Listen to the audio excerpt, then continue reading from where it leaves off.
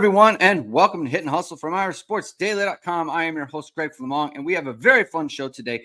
Former South Bend Tribune writer and current beat writer for Texas A&M Gigem247's site, Carter Karels, is going to be on the show to preview the big game, opening game for both teams, Notre Dame and Texas A&M, going to be taking place on August 31st. So we're going to talk to him about his matchup, how things are going out there in College Station, what he sees as weaknesses for them, what he sees as strengths for them, some of the matchups we're going to be seeing on Saturday in a couple weeks here. So we're going to talk to him about that. Very exciting time. But before we get to him, I want to talk to you, as always, about our sponsor who brings you this show, ESQ Clothing. It's almost game time, and ESQ has finally restocked their bamboo dress shirts online. You've seen them on all your favorite Notre Dame players and coaches, and made from proprietary fabric that's cooler and softer than cotton. It's the best shirt for any occasion. Go to esqclothing.com and use ISD15 to get 15% off your order.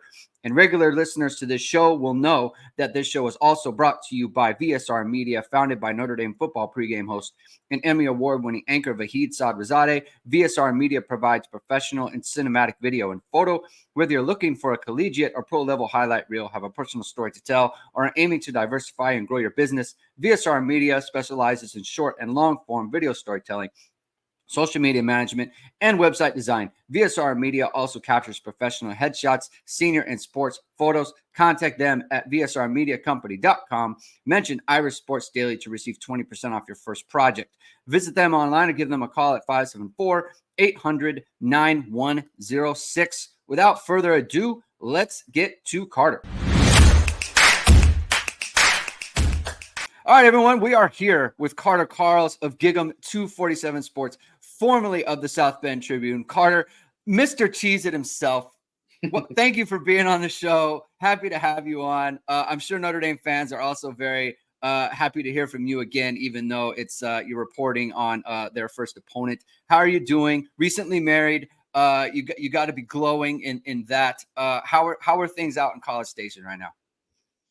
Life is good, man. I've been looking forward to this game for a long time because of people I know back at Notre Dame. It's going to be a blast seeing so many people that I got to know in my few years there. So, yeah, life's good, man. Still the Cheez-It King. So, still got the jacket in my closet. I haven't worn it since. I feel like it'd be kind of weird if I wear it, but yeah.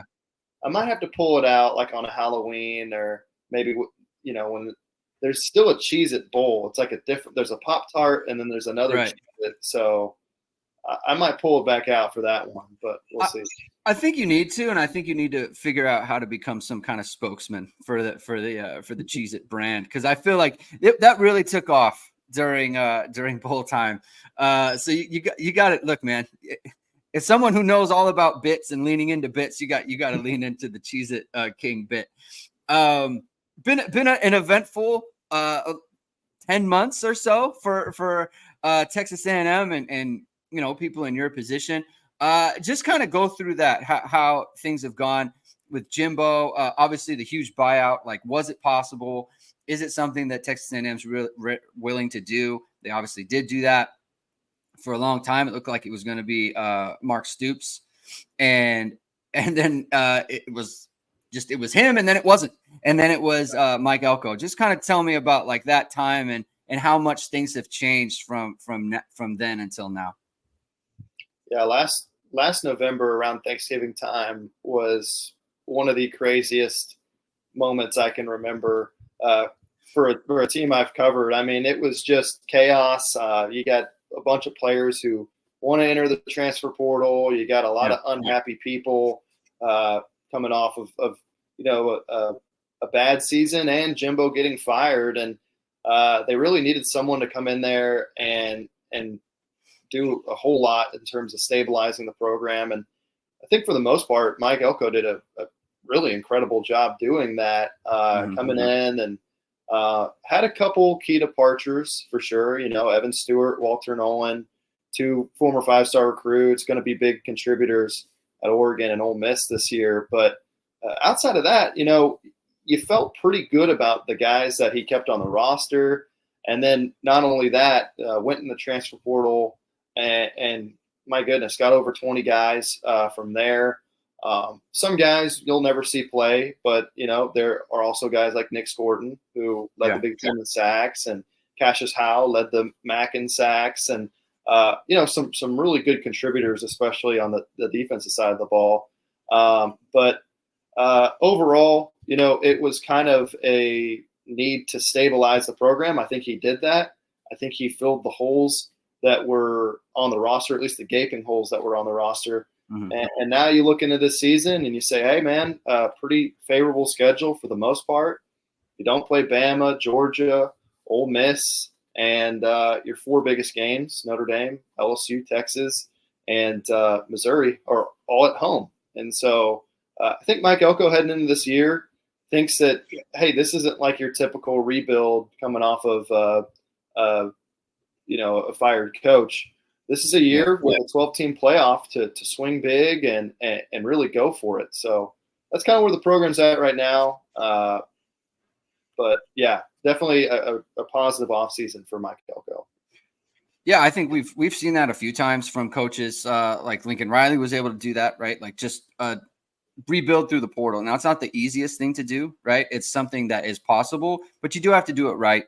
And it seems like Mike Elko was able to strike a good balance there. I'm curious as to just what the overall kind of vibe is out there in terms of, when it's the Jimbo run program. Like, I'm sure as a reporter, like you kind of sense like there's something wrong with, we say culture, but like that can have different connotations for different people. It's just sometimes the vibe is around the team, around the program, just the way that people are operating. It just feels off. And I feel like that was kind of always the case with Texas A&M. That's just kind of from afar. Like just something doesn't feel right there. And I think for Mike Elko to come in and, how quickly this translates into wins and losses, like, and on the record is that can take a little bit longer, but just in terms of how does it feel different for you, just as someone who covers the team, the culture change that kind of had to take place over there?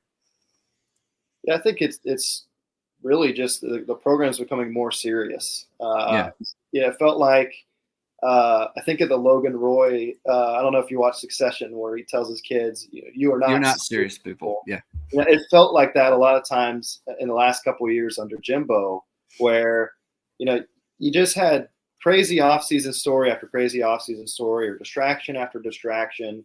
You think back to when Jimbo went after Nick Saban. That kind of thing would never happen under Mike Elko. He's a really smart guy and is really emphasizing accountability and discipline. This offseason, went out and hired Tommy Moffitt, who was, a highly decorated strength coach at LSU for 20 years and won 3 national championships there. And that's been kind of what the talk of the program's been. In the past regime, if you showed up late to a meeting, like, okay, whatever. If you don't show up to a voluntary workout, cool, whatever. Now it's like, if you show up late to a meeting, like, you might get kicked off the team. Like that's how drastic of a change it is. Mm-hmm. And just, they really emphasize accountability through accountability groups in the spring, where, it kind of reminded me of what Brian Kelly had at Notre Dame with the SWAT teams, where it's like, hey, if you're doing really well, you're going to be rewarded. But if you do pretty poorly, you're going to be punished for it. So there's been a lot more of that kind of stuff. And you really hear this team talk about how that's just helped the culture, the vibe. When you have so many newcomers coming from all different kinds of places, it's really important to have that, because we've seen, like, look at Colorado. They bring in 30 million transfers and culture's not there. And so it's just chaos. You got players going in and out of the program. But now I think, for the most part, it's much better from that standpoint, and you're not going to see kind of that. There really hasn't been distractions all offseason like there has been in the last couple.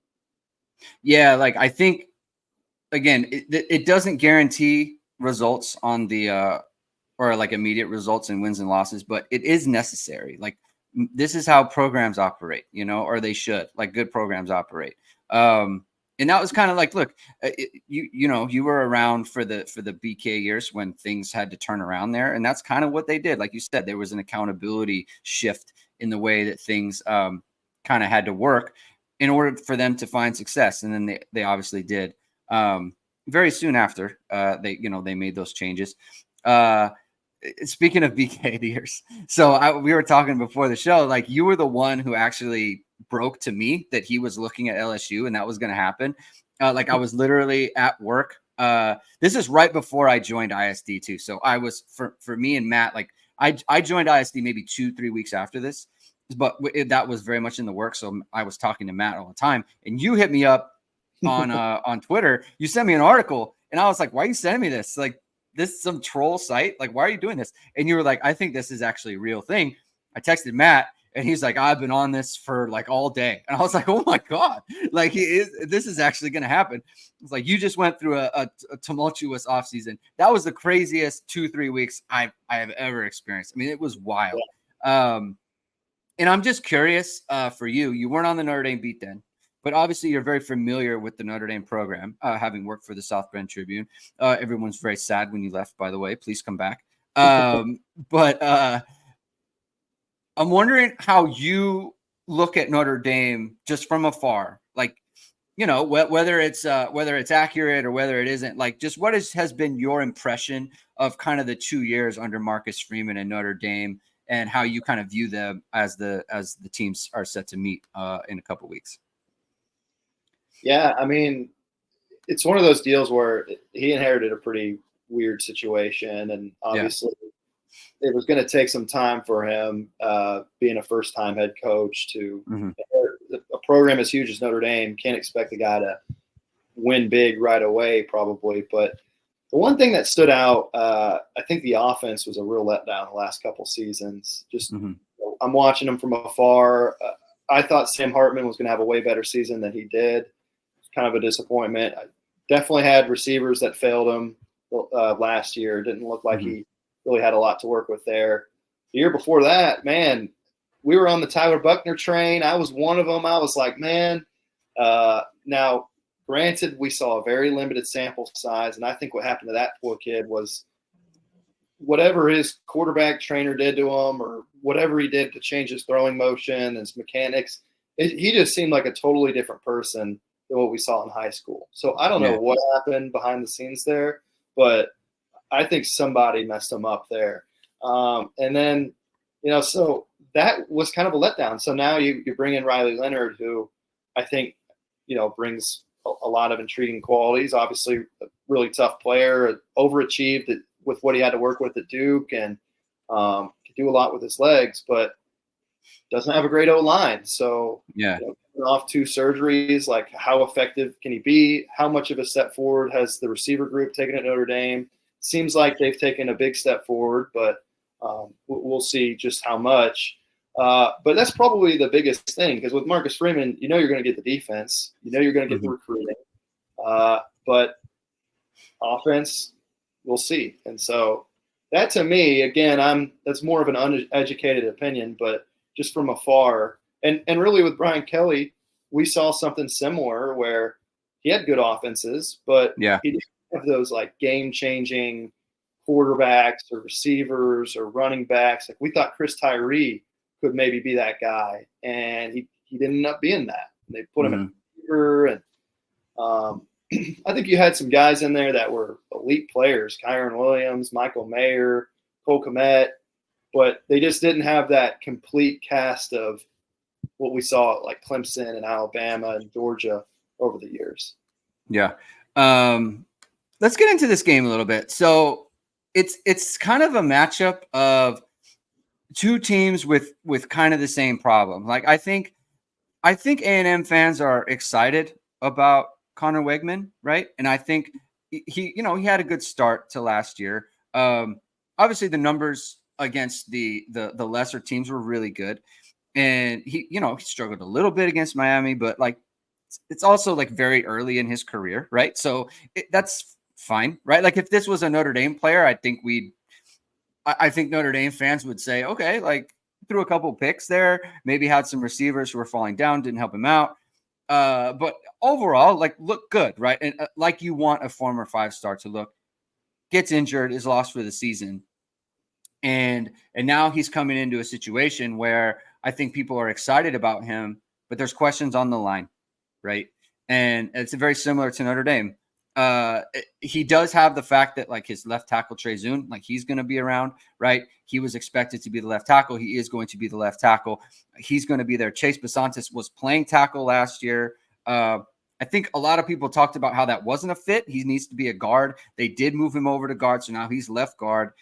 And so the left side, as far as the left side, the left guard and the left tackle, that's sorted, but it's kind of still up in the air as far as center, right guard, right tackle. Is that correct? I know there's a couple transfers that are in play there. How do you see that kind of working itself out as they get closer to game time? It all really depends what they decide on right tackle. That's been kind of the spot of concern in camp up front. I think center and right guard they can feel pretty good about, because I think what they want to do is have Mark Naboo at center, Armaj Reed-Adams, the Kansas transfer, at right guard, and Reuben Fothery at right tackle. The problem is Reuben Fothery came down with an injury last year. If you remember, a few years ago, he was matched up against Will Anderson against Alabama, 2021, that game A&M played Alabama, and he put Will Anderson in his place. Like, that's a guy that you just look at him, 6'7", 6'8". He has all the tools, but he's never quite been the same since that injury. And so there's kind of concern, can he ever get back to that point? How close is he to where he was a few years ago? And so if they don't end up rolling with Fothery at right tackle, I think they may end up sliding Armaj Reed-Adams, the Kansas transfer, to right guard, or to right tackle.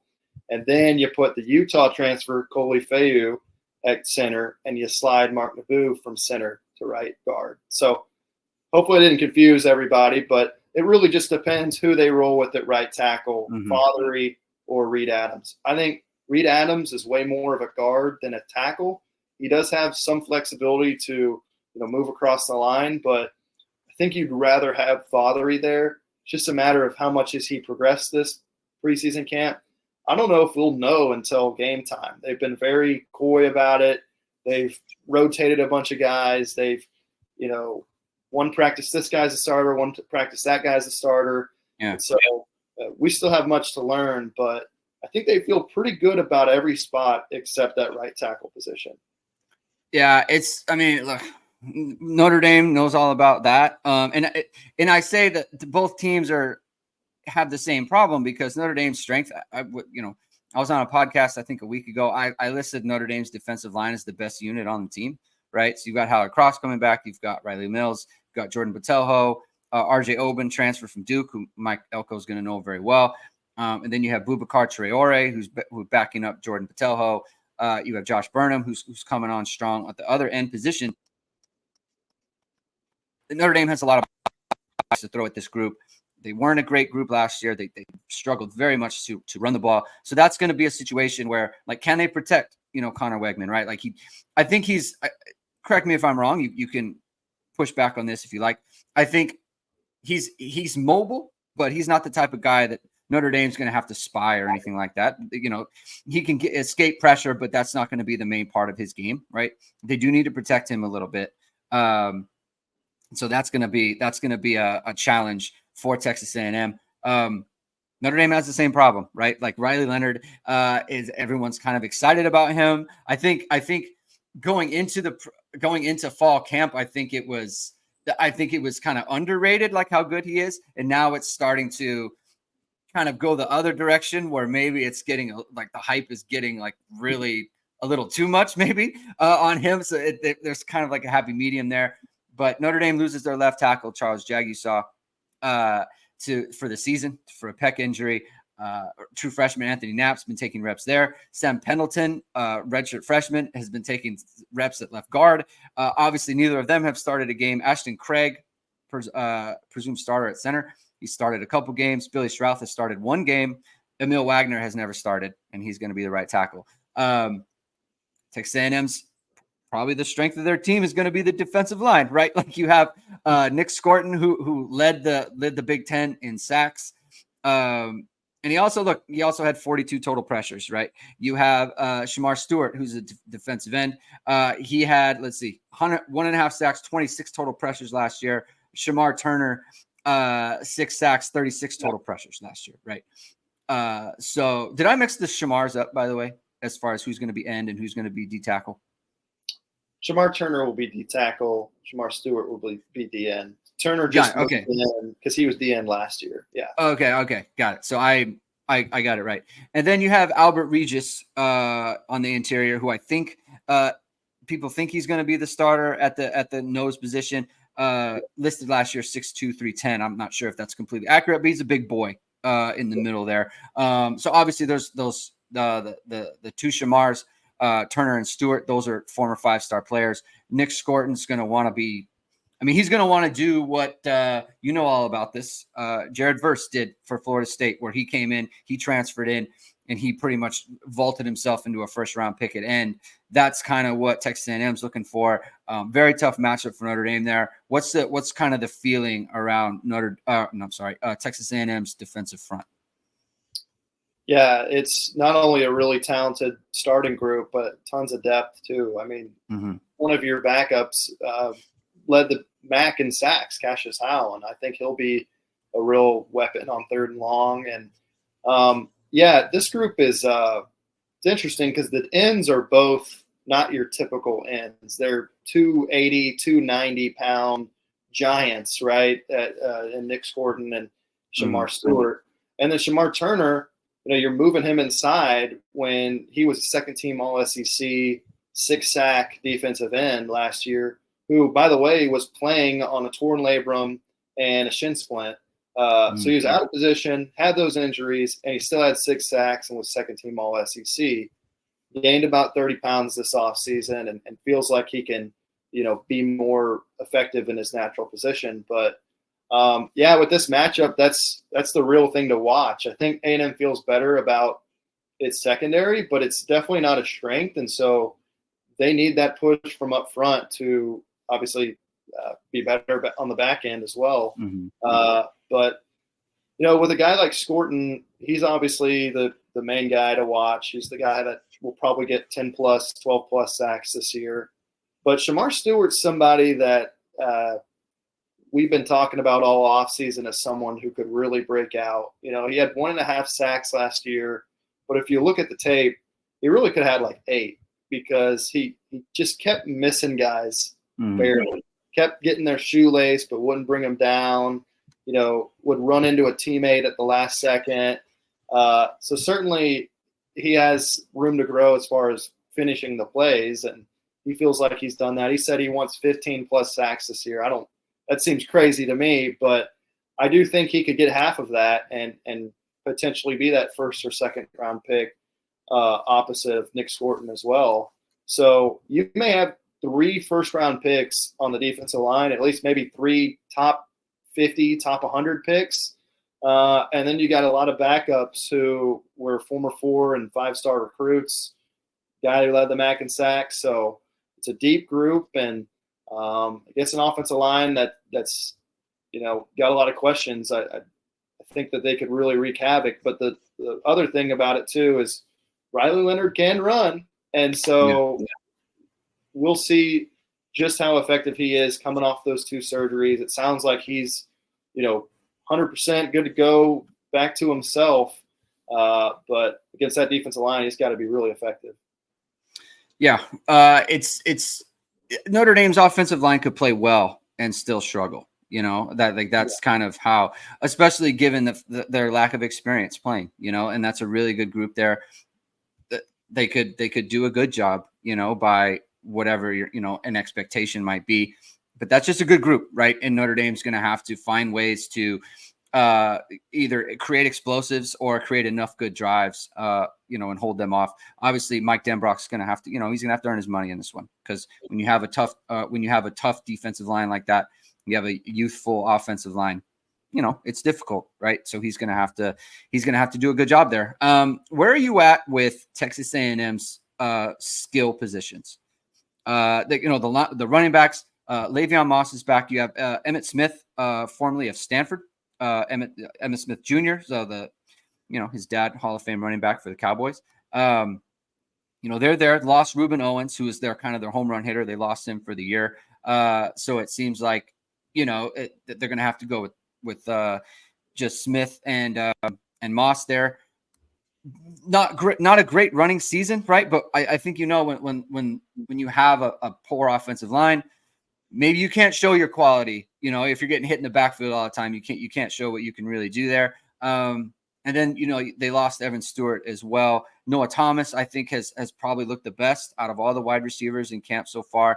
They have Micah Tease, who is a former Notre Dame recruit, and he is also a transfer as well. I'm just kind of curious where you kind of see the skill positions coming out for Texas A&M in this game. Do you see them as a strength? Do you see them as kind of an up-and-coming group that you're not really sure what you're getting? Where are things with the A&M skill positions?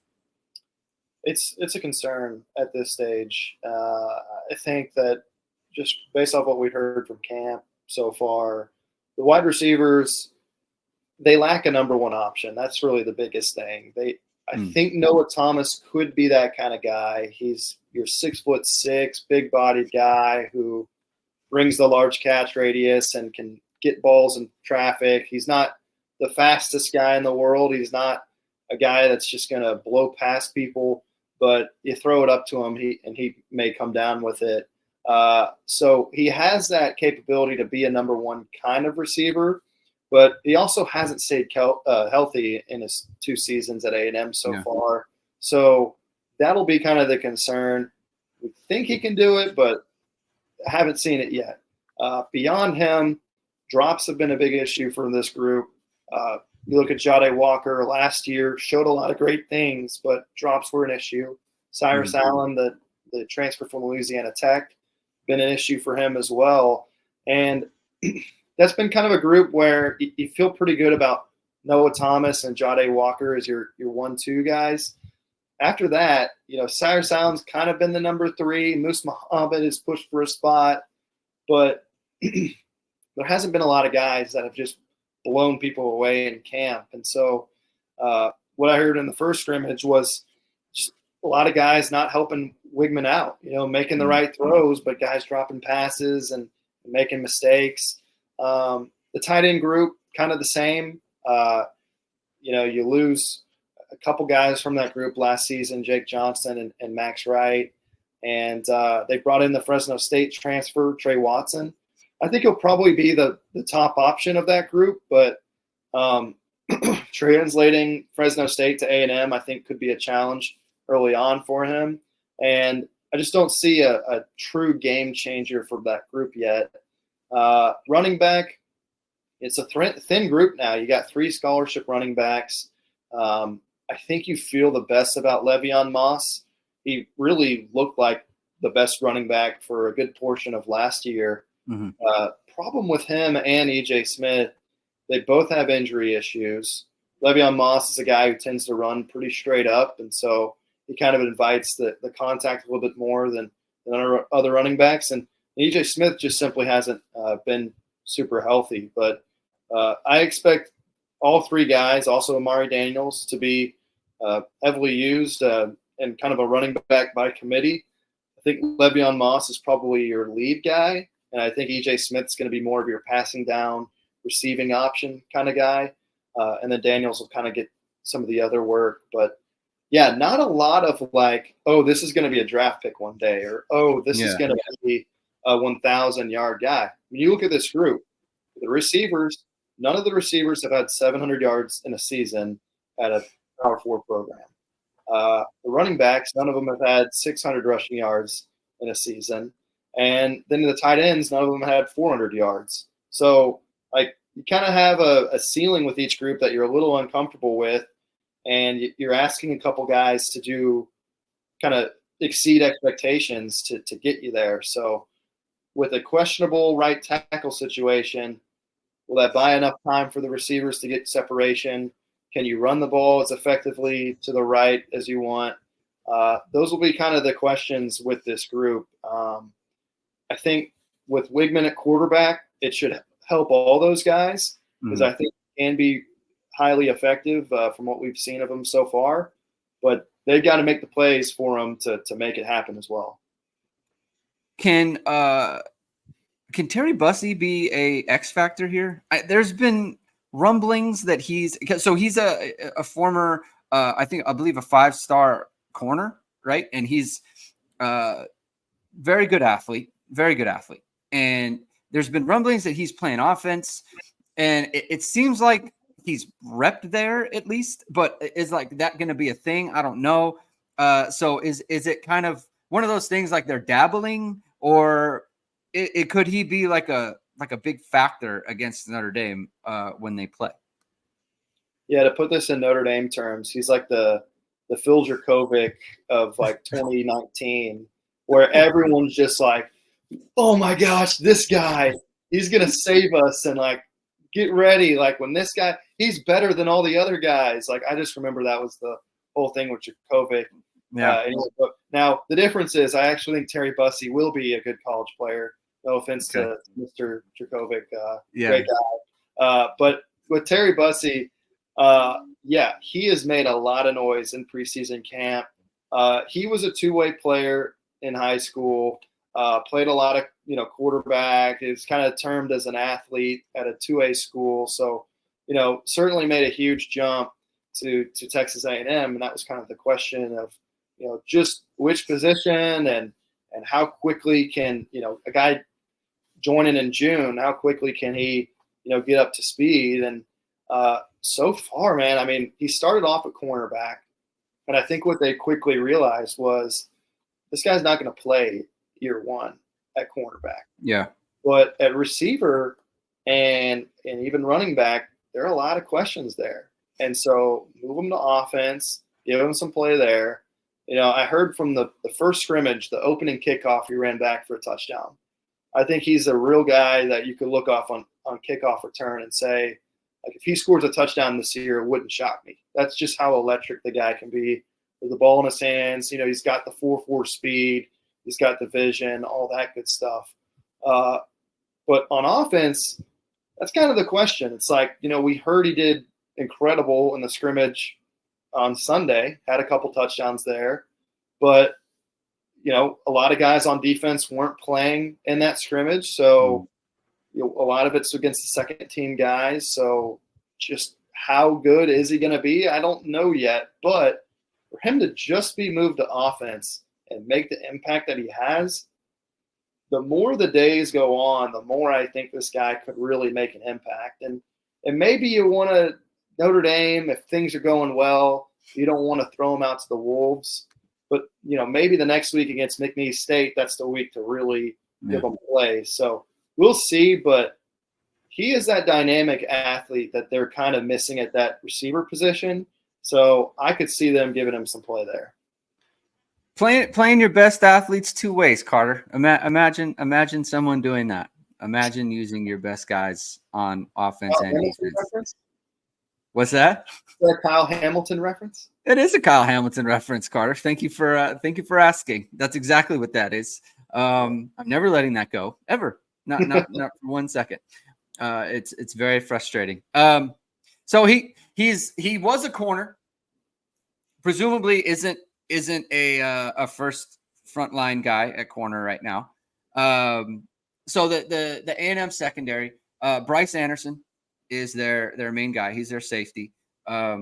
Very good athlete, very highly rated prospect.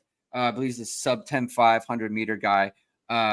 He's got some size too, so that's good on him. He was a full-time player last year. The only thing I noticed with him, there was the tackling issue. 18 missed tackles for him according to PFF. So that's obviously something he's going to have to work on there. But very good athlete, and I think if Mike Elko can do anything, he can coach safeties. So you got to feel like he's going to get the best out of him. Des Ricks is I believe someone they feel like very highly about.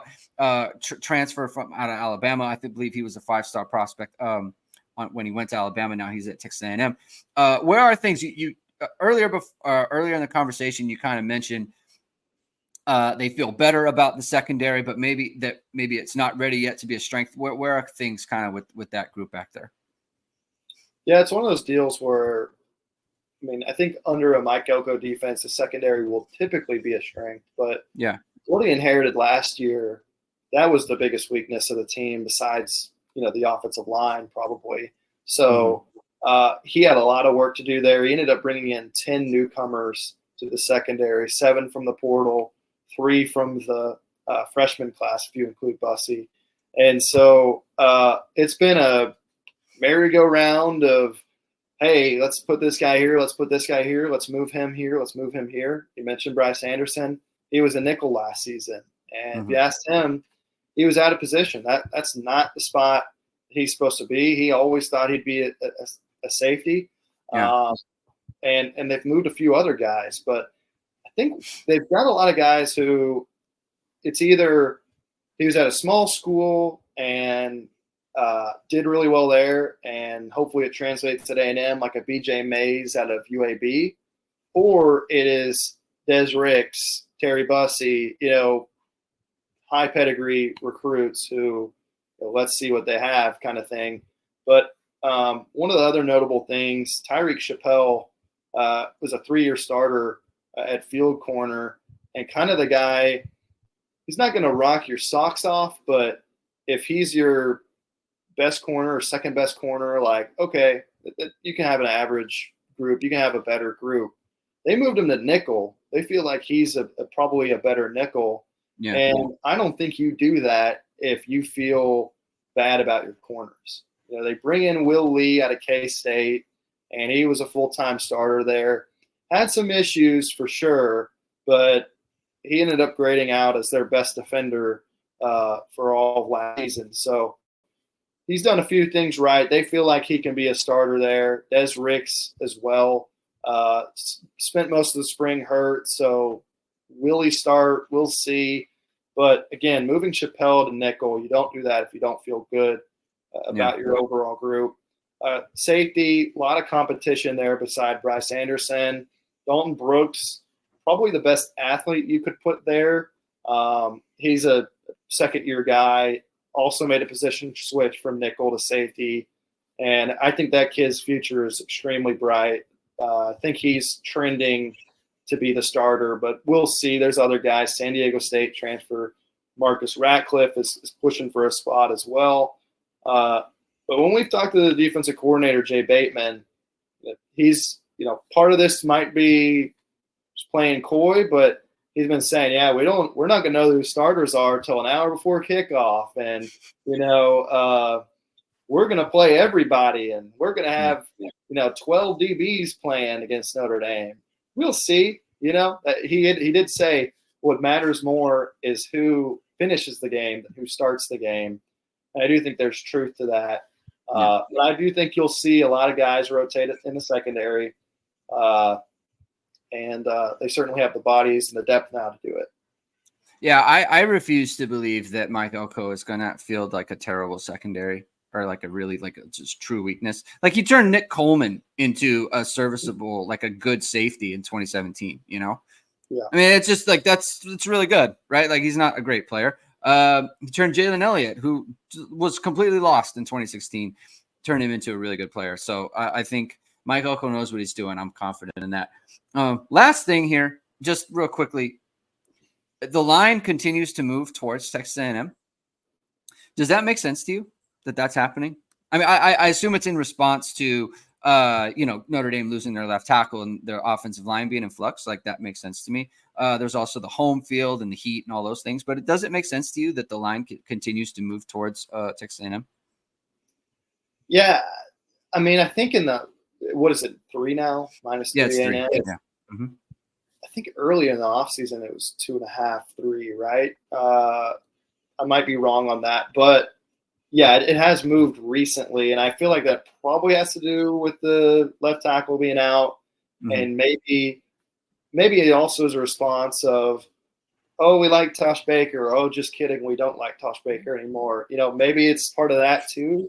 Yeah, but I don't know. Yeah, I never know with Vegas. They always know things that we don't. They're crazy. So but that's kind of my assumption is it's probably left tackle and also Baker. Yeah, I don't. It's weird to me in that like I never really thought that Jagusa was going to be like he was going to be like a world beater against Texas A&M, just because like I think whoever was going to be on the offensive line is going to struggle regardless. I just think it's interesting, but look, when the offensive line is a huge question on the road, that in that sense it makes sense. But that's we'll have to monitor that going forward. Carter, you're the man. Thank you for coming on. We love talking to you. We love having you back in our life. Hope you're doing well. Once again, congratulations on your marriage. Enjoy the game. It's going to be exciting, right? Like I think you said you've been looking forward to this game. I think everyone's kind of looking forward to this one. So it's going to be fun to watch. So yeah, thanks for coming on. Be good, and we'll talk to you soon, big guy. Yes, sir. Greg, I appreciate it, man. It's good talking with you. All right, brother.